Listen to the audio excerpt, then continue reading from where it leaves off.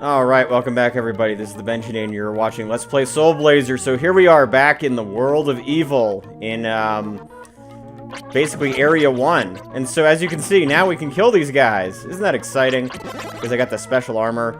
So there's actually, I think, 3 monster layers here that you have to deal with. So we're going to try to get through all of them.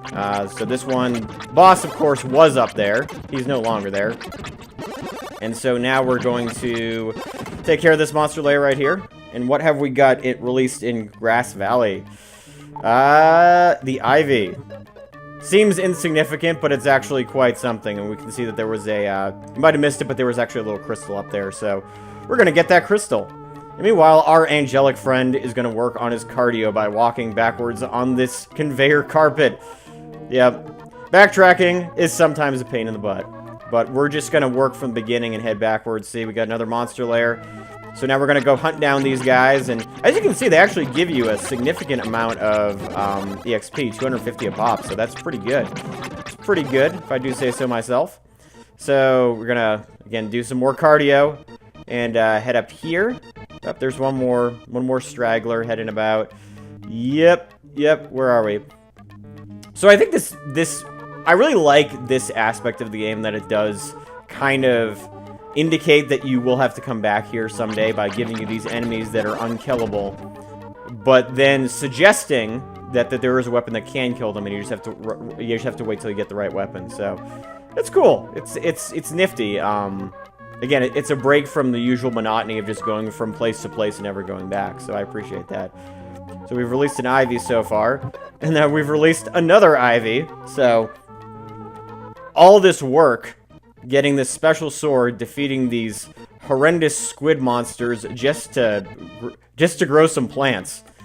Craziness. If that's not a metaphor for weed growth, I don't know what is. Okay, so they're just the one. Cool, so treasure chest. We got Tornado. Oh, this is kind of a cool spell, actually. As you can see, creates a tornado, and then it kind of knocks out everything in the way, but it moves about randomly, so you don't know if it's going to actually do any damage. On the other hand, it only costs 8 gems, so that's not horrible. I mean, I wouldn't say that's necessarily cost efficient, but it's better than nothing. So let's see if, I think that there should be one more. Okay, nothing here. Nothing here. Nothing to see here. And, I guess that's it.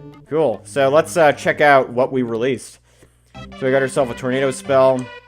And we released 2 pieces of Ivy. So what's that going to give us? So as you might have guessed, this will lead to items that are going to be buried on the floor. So Master's Emblem A, first of all. Cool stuff. Yeah, so so now we got 5 of the emblems.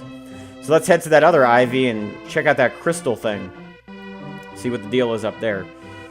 So, the way to do it, of course, is to go back through the magic cave.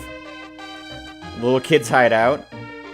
And, you know, this is where we got the magic bottle. But what's up here? Let's talk to this woman. Ah, take this sword. The recover sword. Okay, cool. So, she basically just says, yeah, so you can use this if you want. And, it's a stronger sword than before, which is great. But for now, we do want to stick with the Zentestu sword just because we are going to be having to kill a lot of metal monsters in Leo's lab.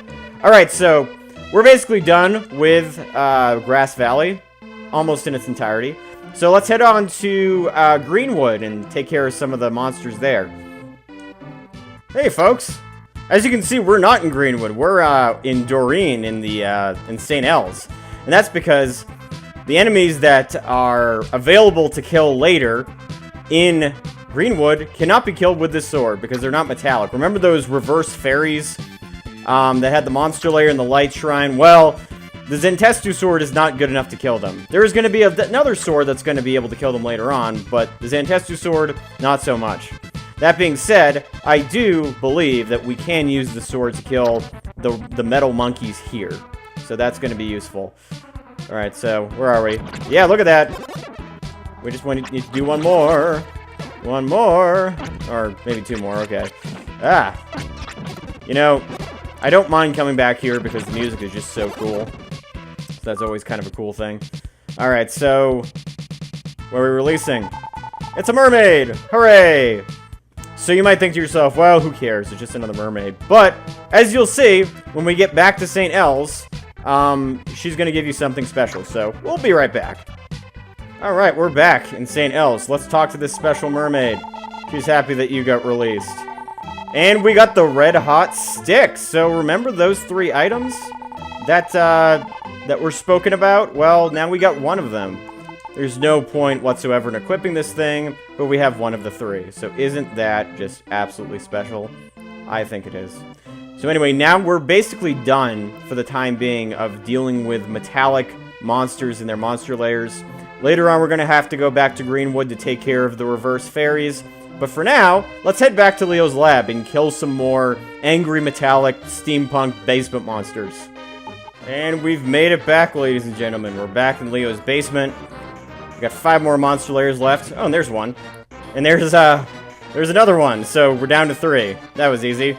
I love how those monster layers just stay sealed when you get rid of them. Alright, more cats. I'm okay with this. I'm okay with releasing kitty cats.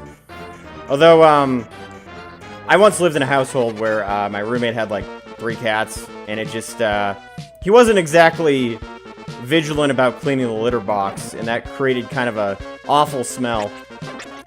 So, you know, if you're gonna own cats, be a responsible cat owner. And definitely be a responsible dog owner. God. Love dogs, though. I'm definitely a dog person. Alright, so these guys... die! Die! Okay. Come on, where are you? Cool. Step on that. So basically, we're just releasing passages most of the time. Whoa, whoa, whoa. Okay. Where are you going? No, no, no, no. Ugh. I hate when you miss these things because then it takes forever for them to come back. It's just really obnoxious. So, where'd you go? Is this guy gonna, like, go... Is this guy gonna circle around, like, the entire friggin' screen before coming back? Because that would be kind of obnoxious. I know, I've said obnoxious twice. Come on, where is he? Where is he? Where'd he go? I dislike this. Ugh. Ugh. Alright, where is he? Oh, there he is. Cool. There he is. There he is. Damn it. Where's he coming? Where's he coming? This literally is a game of cat and mouse. Okay. You know what? I think what I'm probably going to do is just wait until he comes back, and then I can kill him that way. So, I'll be back with you, viewers, when I actually find this dude. Ah, there we go. Took a little while, but we managed to finish him off. So let's step on that monster layer. And then there's only going to be one more, which had the bulldozer guys that we were unable to kill before. They are now killable. So, isn't that great? Yep.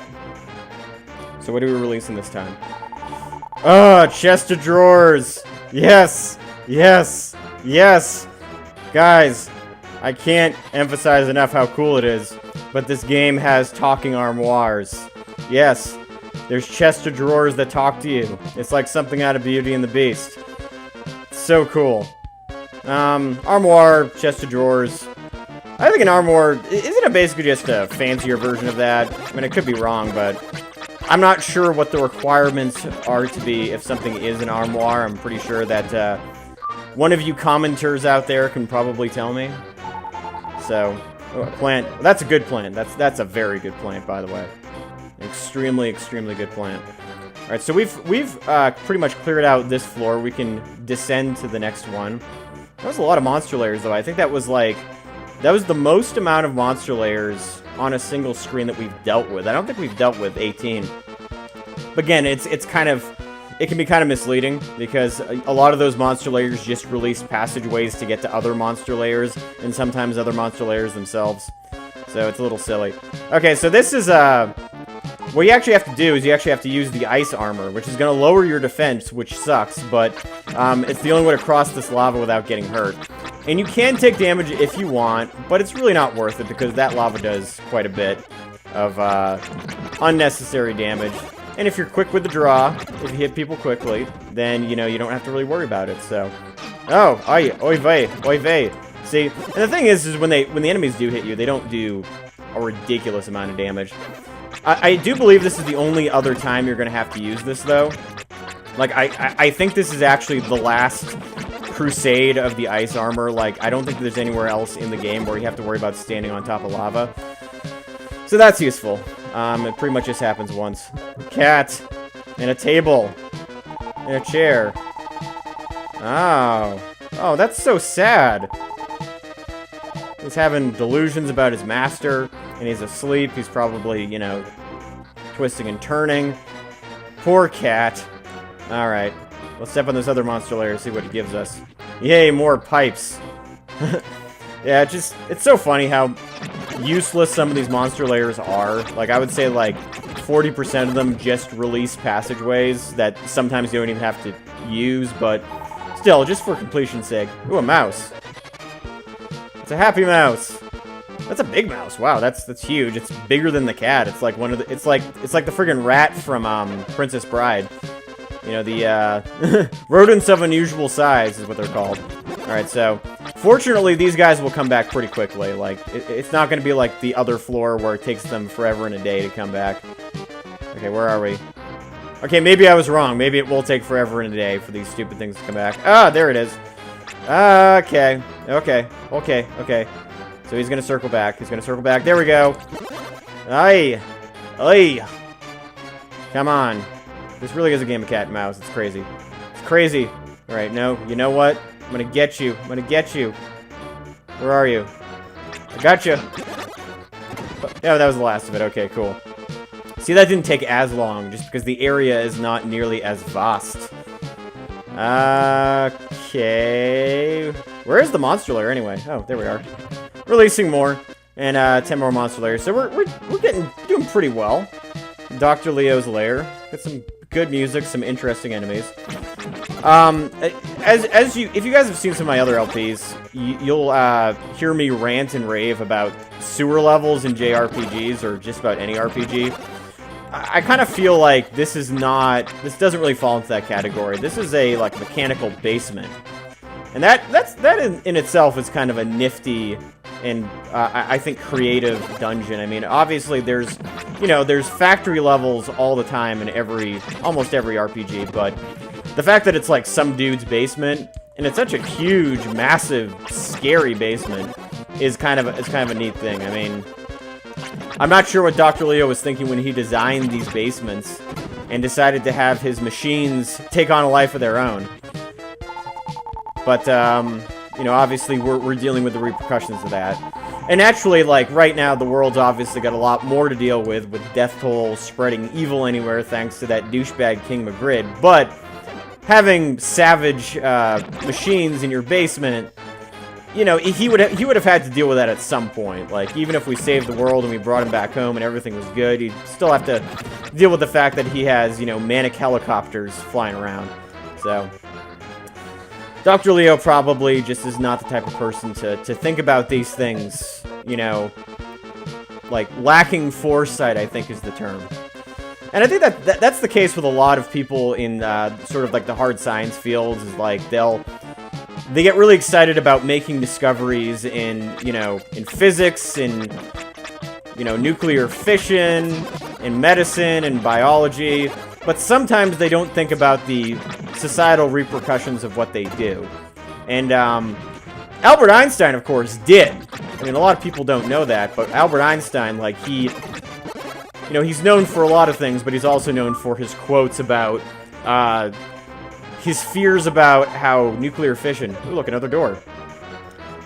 How, you know, his assistance in creating nuclear fission would impact the world, and he was really afraid of it leading to a third world war. And we see, of course, that the Cold War sort of came out of that. And, you know, for about 70 years, the United States and the Soviet Union, they were kind of at each other's throats, basically threatening to nuke each other's major cities. And there's always that real fear. So it didn't, thankfully, turn out the way that Einstein predicted. But it is pretty amazing that he actually went out of his way to think about these things. But there are some scientists that just simply didn't do that. They're just like, no, I just I look at problems, I try to find solutions, and everything I do is, at least in my mind, confined to the lab and confined to just the actual, just the constraints of your own little world. So, oh, model of town, and that's an important thing to release, is that little model of town there. So, isn't that cool? Yeah. All right, so we've gotten ourselves a warp. I believe that we've taken over the basement. So what awaits us next? Find out in the following episode of Let's Play Soul Blazer. This is the Benjinator, and thank you guys for watching.